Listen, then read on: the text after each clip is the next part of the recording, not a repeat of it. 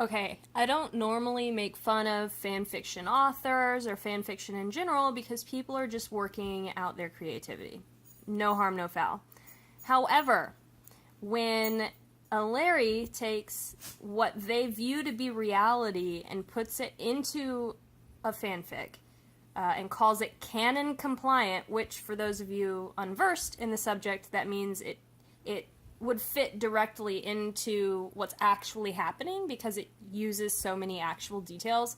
But when they do that and it's absurd, I'm gonna stop and make fun of it. So here is the last chapter of fic written by one of the big Larrys. It's really absurd, so I hope I can do it justice. For when you're lonely, forget who you are. Louis just looks at his man, this grown man singing so painfully raw and real that a shiver goes down his spine because he hasn't heard the song in years. It was unanimously banned to be sung or played, tainted by that fucking baby scandal. And now he wants to cry because this is Harry being Harry, fixing things, rewriting memories, impressions, feelings. Of course, he wanted to fix this for Louis. He wanted Louis to hear his song without thinking of the past, of all the opportunities that were taken from them. I'm missing that for me when we're apart. Now that they're free and Louis can wear the ring he got from Harry publicly, this song is not only about pain, but about endurance. It feels like it's their own we made it song. It's the pure and painful confession of a lover. It reminds him of how lucky he is for having Harry, how lucky he is for being able to even share a future with him. Harry, his everything. Now you know me, for your eyes only.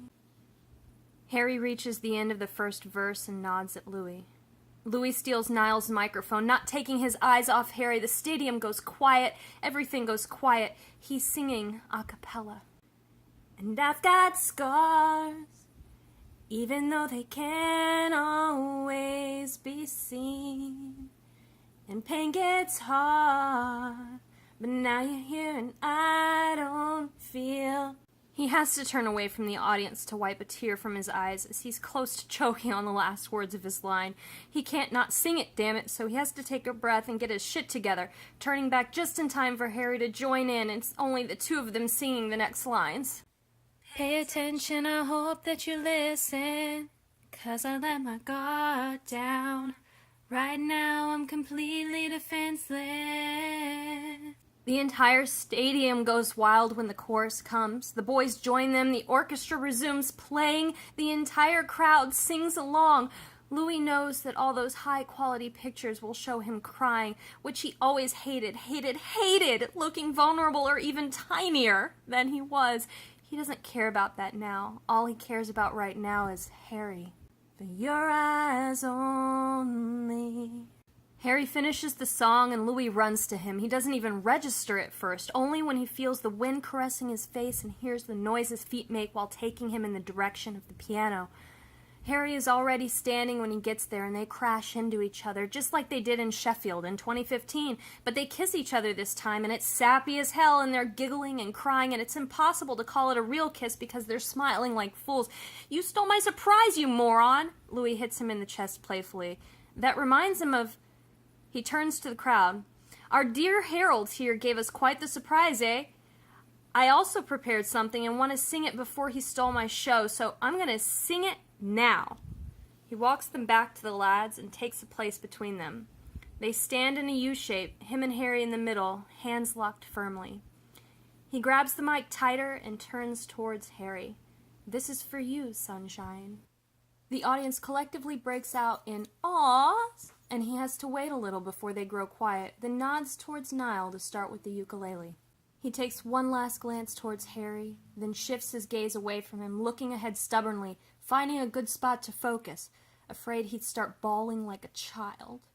He's very determined to finish this song from the first note to the last. Thank you. Wise men say he feels knows Harry's gaze immediately snap up at him, and then he feels so emotional from Harry's surprise that his voice comes out a bit raspy. Gives his song some edge, rawness. It shakes a little at the end because, oh God, he's so in love, so happy with this man. A little teardrop forms in his right eye, shortly followed by another from the left. He continues relentlessly regardless and turns to Harry. He can't help it. He's like the weakest, blindest, most stubborn moth to the brightest, most consuming flame when it comes to Harry. Only fools rush in, but I can't help falling in love with you. The boys and the strings join in after that, and Louis finally has a moment to look around himself. The crowd screams and cries, all hearts beating as one. Take my heart, take my whole life too. He feels content here next to his fiancée, in front of the fans, the lads who became his best friends. He tugs him closer by the shoulder and Harry goes. He always goes. And like only he's been able to do, he manages to snuggle up to him in a way that demolishes their height difference. He can only hope that Harry knows how much he loves him, because he deserves everything. Harry is his everything.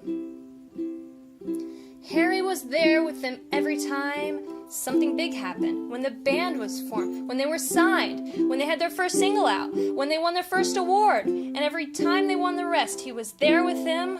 Of course he was, when he got on one knee and received the most important yes of his life. In fact, there were 3 yeses. Harry was there every single time, even if the fandom had no idea. Or some did. Through good and bad, throughout everything, supporting him, loving him, the same way he did when they were posing in their home to take their picture together, which caused them more headache than anyone could imagine.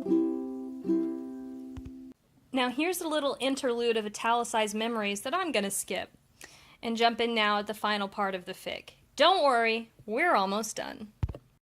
And there were so many more memories, so many more firsts and seconds and hundreds, all of them shared with Harry, the best thing that could ever happen to him.